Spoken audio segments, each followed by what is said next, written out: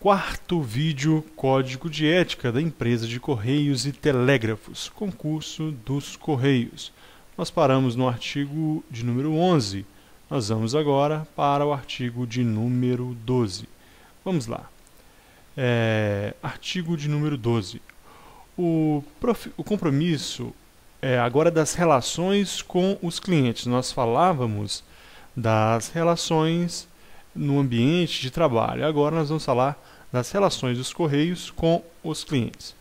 O compromisso com a satisfação dos clientes deve fundamentar-se na qualidade dos produtos e serviços, em consonância com os objetivos da empresa. Qualidade dos produtos e também do serviço. Qualquer produto oferecido pelos Correios, bem como qualquer serviço, deve haver qualidade em consonância com os objetivos. Nós vimos lá no artigo 1, lá no início, quais eram os objetivos da empresa de Correios e Telégrafos.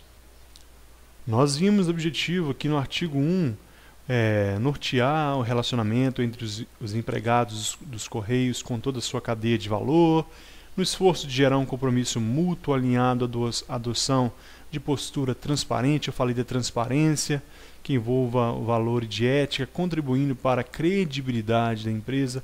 Parágrafo único, reúne os princípios e valores que tratam a identidade da empresa como um todo.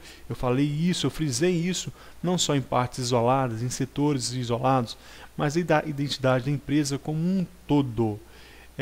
Estimulando o comportamento ético dos Correios para que o maior número de pessoas siga a conduta profissional e pessoal. Aqui nós falamos do objetivo, e esses objetivos devem estar relacionados, como nós vimos aqui agora, deve estar em consonância com a qualidade de produtos e serviços. Então, o compromisso com a satisfação dos clientes deve se fundamentar-se na qualidade dos produtos. Qualquer produto oferecido pelos Correios, bem como qualquer serviço que seja oferecido pelos Correios. E os princípios que nós vimos no artigo 1 devem estar em consonância aqui. 13. Os clientes precisam ser atendidos com cortesia e respeito, sendo orientados sobre possibilidades de realização de serviços, preços, prazos e suas características, com total clareza, presteza e transparência. Dá vontade de você pegar esse código de ética e levar até a agência do Correios o dia que você precisar de algum atendimento, né? Porque olha a profundidade, os clientes precisam ser atendidos com cortesia e respeito, sendo orientados sobre possibilidades de realização de serviços, sobre os preços, sobre os prazos, sobre suas características. O serviço deve ser eficaz e a informação também deve ser eficaz, com total clareza, que muitas vezes não é oferecida, mas está no código de ética. Total clareza, presteza, eles devem ser prestativos, devem fornecer as informações, e também a transparência, ausência de obscuridade nas informações. Artigo 14. As reclamações, críticas e sugestões formuladas pelos clientes devem ser respondidas com rapidez e precisão, respeitando-se os seus direitos. Olha aqui, pessoal. Rapidez e precisão. O código de ética é uma maravilha. A prática, nós não vemos isso ainda. Mas olha, todas as reclamações e críticas e sugestões devem ser respondidas, não devem ser esquecidas nem colocadas de lado. Devem ser respondidas com rapidez e precisão. A ausência de prazo, pessoal, é imediato. Rapidez e precisão deve ser precisa. Não pode ser aquela resposta mecânica.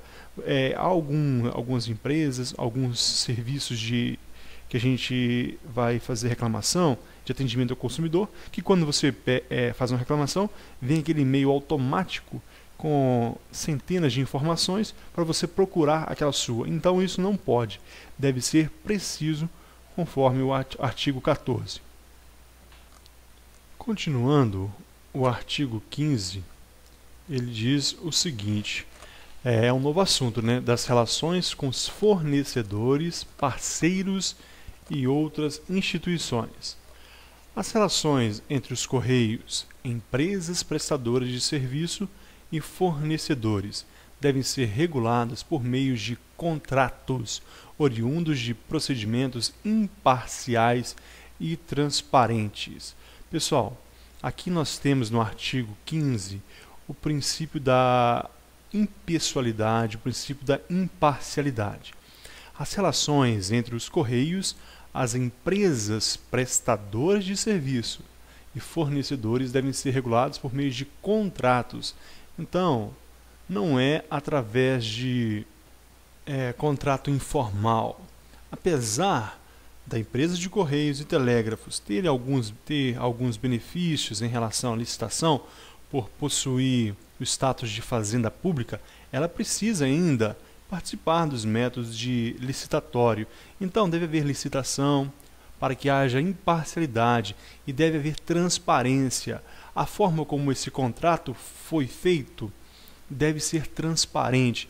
Não pode o gestor ali simplesmente assinar um contrato com um amigo porque tem algum interesse. Então, essas relações entre os Correios e prestadora de serviço, ainda os fornecedores que fornecem os materiais necessários para os Correios, devem ser transparentes e imparciais. Não pode haver interesse nem conflito de interesses.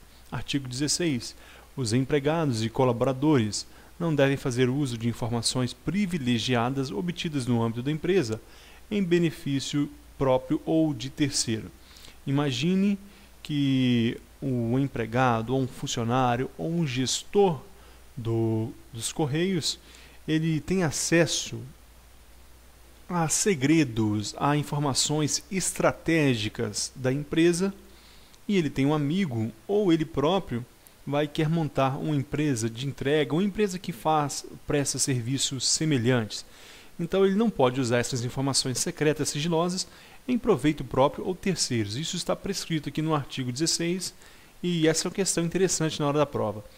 Não somente os empregados e não somente os colaboradores, pode ser os empregados e os colaboradores. Aqui também entre os gestores e qualquer outro funcionário dos Correios devem então tomar cuidado para que essas informações privilegiadas que obtidas no âmbito da empresa em função do seu emprego, em função do seu cargo, emprego melhor dizendo, né, que é uma empresa pública, do seu emprego, não pode ser usado em benefício próprio ou em benefício alheio. Artigo 17. Os empregados e colaboradores não devem aceitar vantagens que não sejam produto de sua remuneração, a título de ajuda financeira, comissão ou doação. Imagine alguém aí, uma empresa, à época, uma empresa grande, dessas que tem comerciais de televisão, à época do Natal, eles fazem uma promoção lá e colocam na televisão que vai ser entregue em 5 dias e compre seu presente de Natal e vai ser entregue em 5 dias, e aí eles chegam para um funcionário do Correio, paga aquela taxa que eles pagam ao Correio para fazer a entrega, mas oferece um por fora para os funcionários para que eles agilizem o processo. Isso não pode. Não pode. Os empregados só podem receber aquilo que é a sua remuneração, aquilo que é o produto da sua remuneração, é aquilo que está lá no orçamento, é aquilo que está na folha de pagamento e que pode ser conferido no portal da transparência. A título de ajuda financeira, comissão ou doação, ele não pode receber. Artigo 18. Os Correios manterão diálogo permanente com as entidades representativas dos empregados em prol do crescimento mútuo, sem perder de vista os seus interesses como empresa. O sindicato de trabalhadores dos Correios ou entidades similar, então, eles terão sempre contatos com os Correios. Os Correios, então, vai manter diálogo com esses órgãos, não serão inimigos. Observe que o código de ética aqui dos Correios está trazendo diálogo permanente com as entidades representativas, sindicatos, associações ou entidades similares, em prol do crescimento mútuo, crescimento da entidade, da associação, do sindicato e crescimento dos Correios, para que ambos estejam satisfeitos e ambos possam crescer juntos, tanto a empresa quanto os empregados, sem perder de vista, lógico, os interesses como empresa. Os Correios vão manter o diálogo? Sim, mas é lógico que não vai atender todas as reivindicações dos funcionários. Se essas reivindicações da classe, do sindicato, da organização ou da associação, se esses interesses ferirem os objetivos, as metas, o lucro, os trabalhos dos Correios, então não será atendido, nunca perdendo os interesses como empresa. Artigo 19. Os Correios das relações com o governo. Os Correios atuam como agente de desenvolvimento cultural, social e de apoio às ações governamentais no país. Como agente cultural, nós temos que os Correios mantêm centros culturais,